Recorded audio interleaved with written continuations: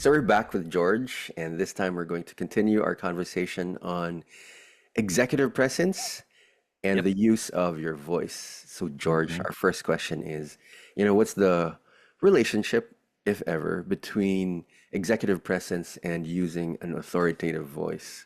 Obviously, you can't use an authoritative voice if you don't have anything between your ears. All my classes, all my clients, I've advocated one thing: read.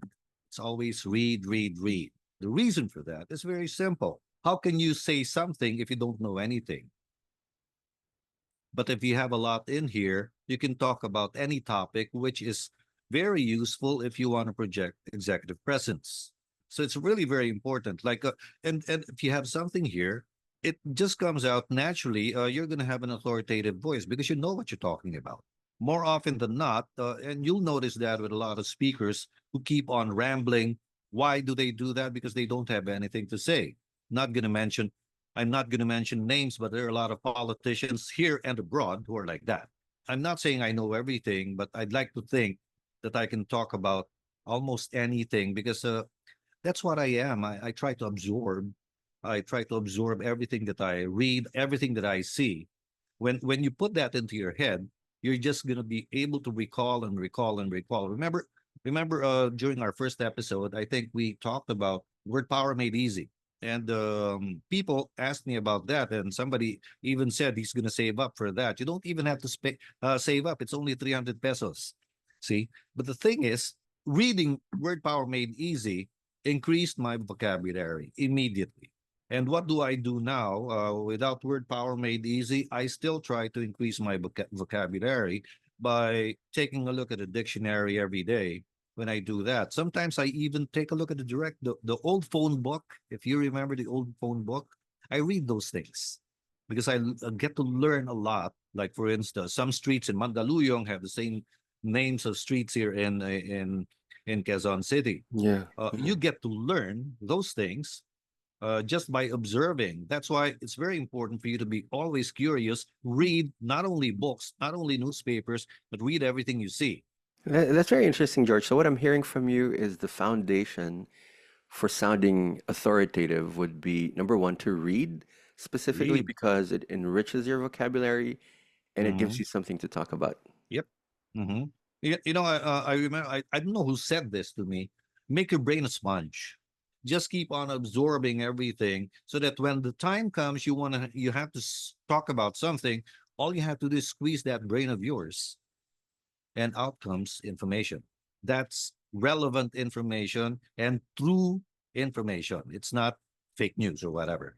All right. So they have nothing to squeeze out if they don't put anything in it. It's like squeezing a stone, right? Trying to get blood, draw blood or water from a stone. You can't do that. And another thing, another exercise. I don't know if you agree with me. Like I read, right? I tell you, I read anything. Then every morning I do crossword puzzles. Automatically, it increases my vocabulary again. It improves my vocabulary. People are asking me, why do you still buy newspapers when it's online? You can't get crossword puzzles and comics online. You only get that if you buy the newspaper. So I still invest in newspapers until now. It's because of those two hobbies, doing the crossword puzzle and reading comics. That's interesting, George, in a sense that it makes you think, right? Mm-hmm. 'Cause I suppose doing the puzzles keeps your brain sharp, it Mm-hmm. keeps you curious, and well, that's really something that it's probably a lost art. I don't think a lot of people are able to do Yep, crossword puzzles now. precisely. Well, it really helps you avoid dementia and Alzheimer's. My dad, until his death, he was doing crossword puzzles. That's why he never succumbed to dementia or Alzheimer's. Wow.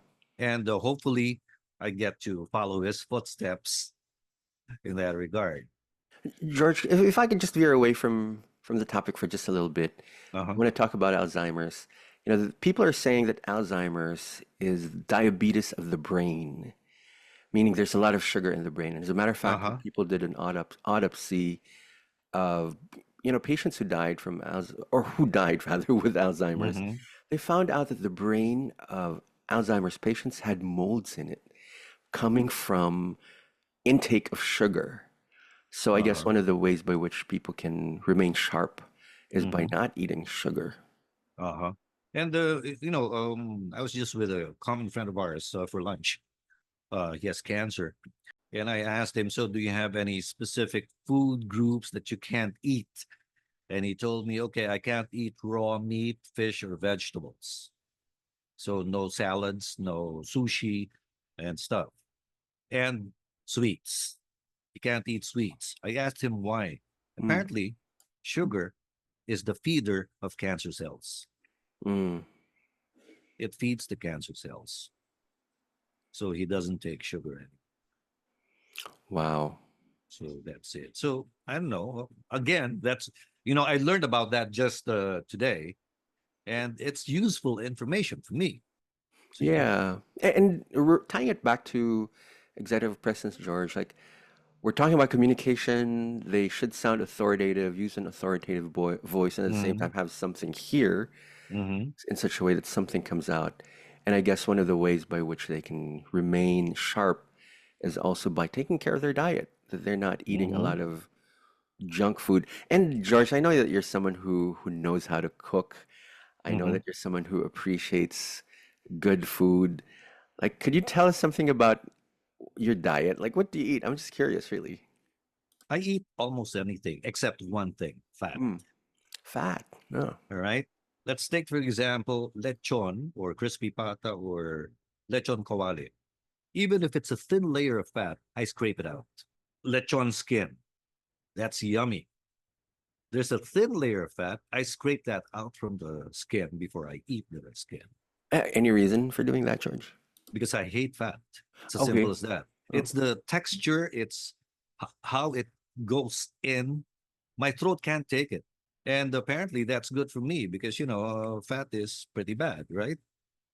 I eat some vegetables, not everything. I hate the slimy vegetables like okra.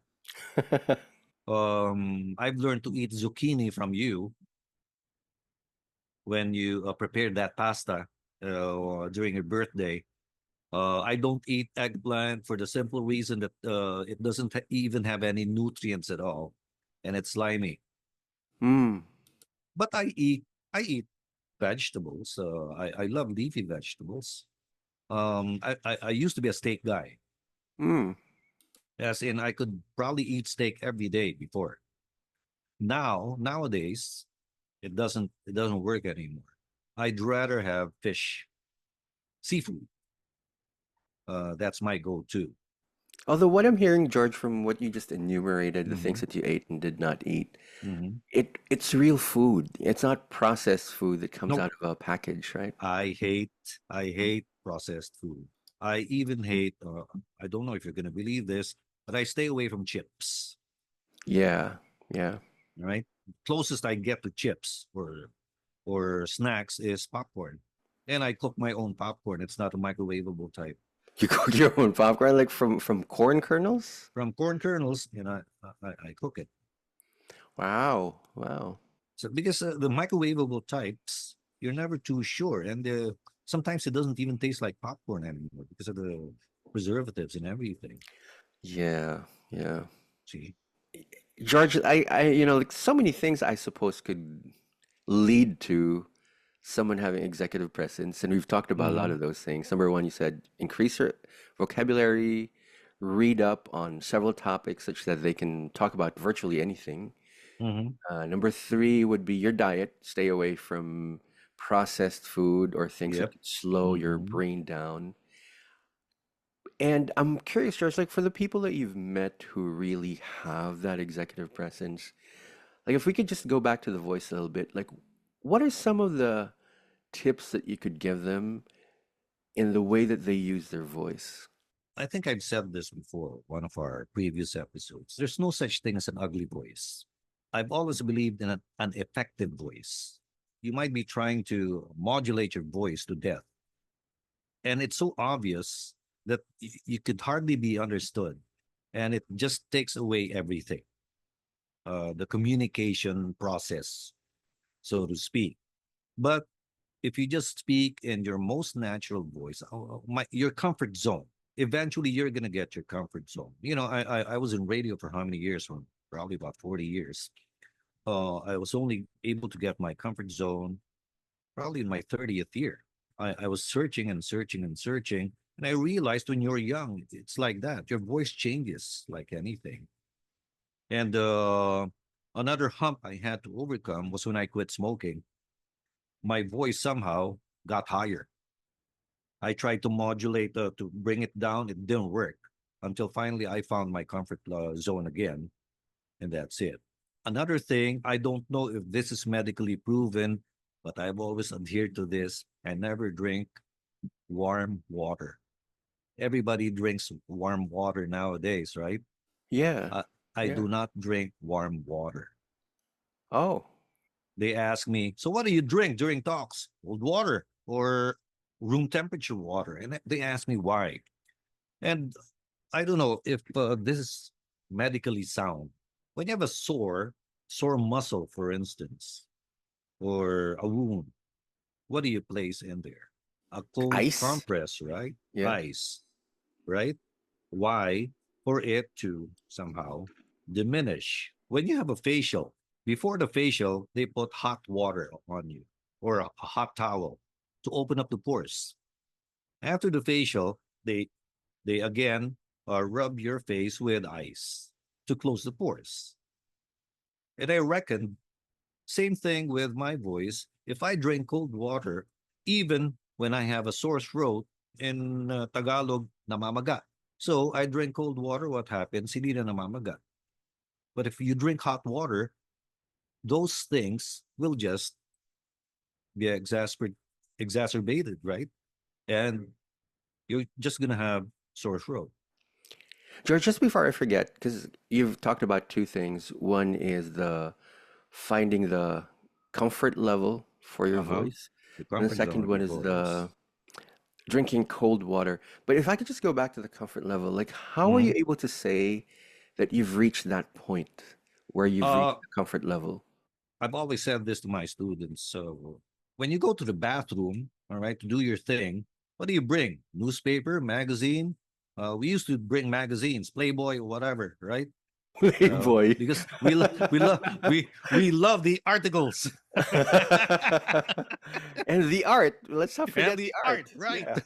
But anyway, so they say they bring their phones, their iPads, and everything. So what do? I read or whatever, and I tell them, you're reading it, read it aloud while you're doing your thing.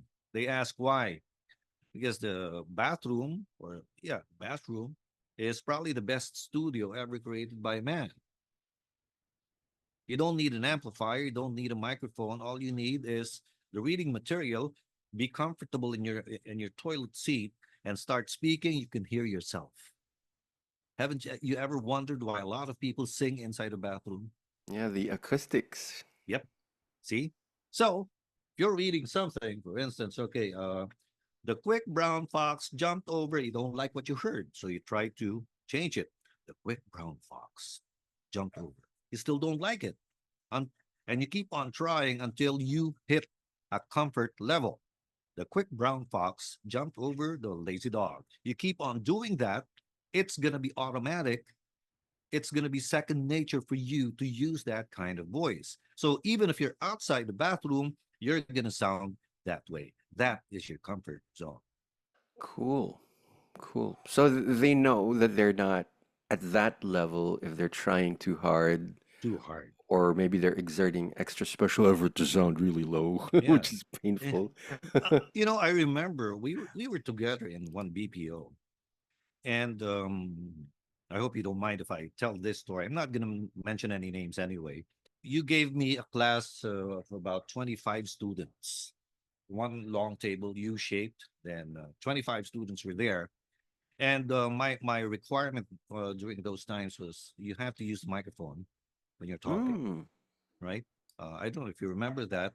I always required a microphone, and the reason is for them to hear their voice. And it's so funny when you hear your voice, from a microphone. Somehow, somehow you get more confident with how you speak because you finally realize, wait. Ganda pala ng boses ko. Okay? So that's what happened.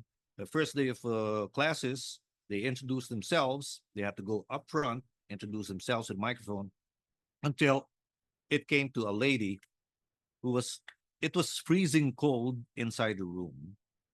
But this lady was perspiring. And I asked her, why did you come over? George, I'm scared. Can I just say it there? No, no, no, no, you have to come over here. Instead of going around, she went underneath the table to go straight to me. Oh. That's how scared she was. And then when she finally got to my table, okay, start introducing yourself. George, can I hide under your desk? Because I'm scared. So she hid under her desk. Whatever turns you on, I said, introduce yourself. And the moment she spoke, I kept on wondering why recruitment got her because everything was so wrong. But anyway, I told myself that's what RB is paying me anyway to teach these people how to speak properly, etc. So, okay, let's go on with it. And so we went on, and it so happened first day of classes was Holy Monday. Wednesday came, and I've already told them about the bathroom exercise. So I told them, okay, we're not going to meet for the next 4 days. Hope to see you on Monday. Monday came. We got around to, holding class. And then I asked her, okay, read this. She read it. And usually when my students read or speak, I close my eyes. And she started reading. I had to open my eyes. You know why? She had vastly improved. And even the whole class was staring at her because of that. So finally, I asked her, apparently, a miracle happened during Holy Week. And I asked her, what did you do during our break? And she said she kept on doing that, the bathroom exercise, practicing and practicing, even in the living room, the bedroom, etc., to the point that her sister walked out on her because she thought she was going crazy. Right.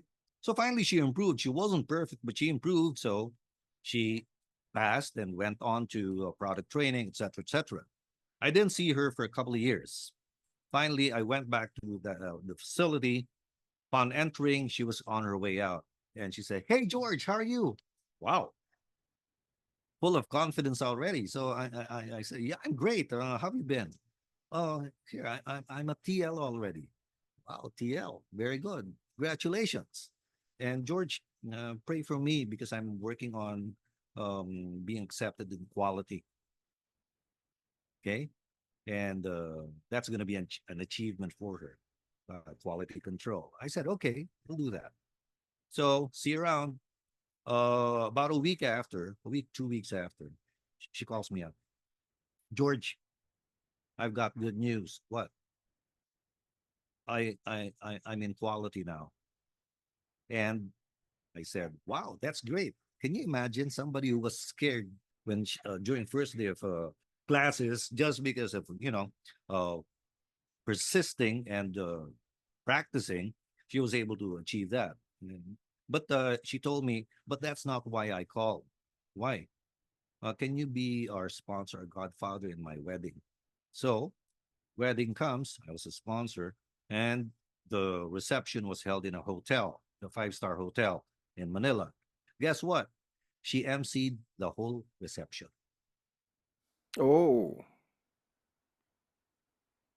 See, wow. From that someone for who me was hides, yeah, from someone who hides under the table to emceeing a that reception. for me was an achievement. Can you imagine she emceed her whole without any script at all? And I was so happy for her. That's what I'm talking about. Just keep on practicing, just keep on reading, load it up, and you're gonna get somewhere. But first, load something here. And it's a double-barreled gun. Why? You not only are able to control your voice because you're going to be more authoritative, of course, at the same time, you get rid of stage fright because you know what you're talking about already. And it's going to be easier for you to speak. Those are just some things that I've actually experienced. And I just want to pass on to others. Who knows? You might be in the same predicament. Read, read it aloud if you can. and I lost you. Okay, there you go. I keep on pressing the wrong buttons for some reason. So for someone who worked in radio, that's surprising. You should know what buttons to Oh, but press. George, but you should remember when I was working in radio, I kept on pressing the wrong button. Like the music would die, or like there would be dead air, and people would panic every time there's dead air. I don't even consider myself having a really great voice compared to the other continuity announcers. But I guess the main thing that was working for me is I could be understood. Yeah. Oh, but if maybe you should add, you could be understood. Plus, there was nothing that distracted from the message. Because Yep. if someone could be understood, but every now and then they made some mistakes, it distracts people. And sometimes a really great voice distracts the listener. Oh, So, yeah, right? So they don't get the message anymore. They just admire the voice, yeah, absolutely. right? So that's what I was referring to as an effective voice. An effective voice is someone who could communicate clearly to his listeners. That's more important than having a really booming or a great voice. I guess it's the same with singing Yep. because there are people who, when in the effort of portraying a really strong emotion, they Hmm. don't really care if their face gets contorted and Yep. distorted Uh-huh. because they're there to express the emotion, not to look pretty. Precisely. See, again, it's because of the message of the song. Same thing, Mm. same thing with speaking. And I'm really very passionate about that. Like, get your message across very, very clearly. Well, No, I think we have enough for one episode. yep. And you know what I really like, Charge, is the fact that you are really practicing what you're preaching because of the storehouse of knowledge that you have. We can jump from one topic to another, and somehow it all comes together See, and that's it what I gives mean. people an idea of Mhm. how they could be better. Thank you so Yeah, much for that, George. right. Again, those who want to contact us, all you have to do is send us a message or email